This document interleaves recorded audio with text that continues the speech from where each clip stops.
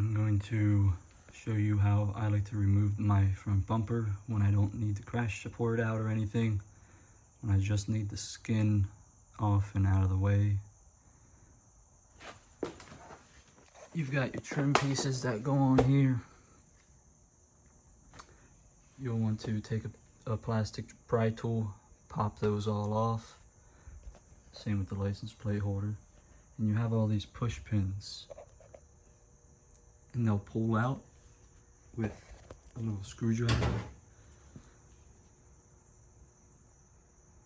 Pop these guys out all the way along, and once they're out, you just wiggle on out.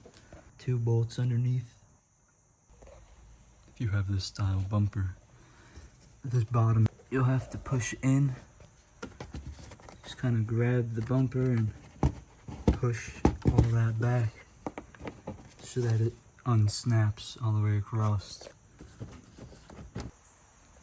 With the bumper off the car, we're left with all this room to inspect things, and what I am doing is adjusting my crash support to get better bumper alignment. One of my tabs is broken, so I'm going to be adjusting this, which has an integrated jack point and reinforcements.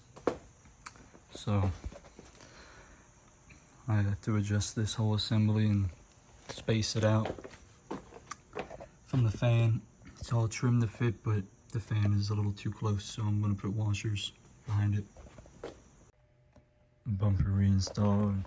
You can see the clip is broken up here. These long bolts behind there, if you needed to get those off, are E12s. But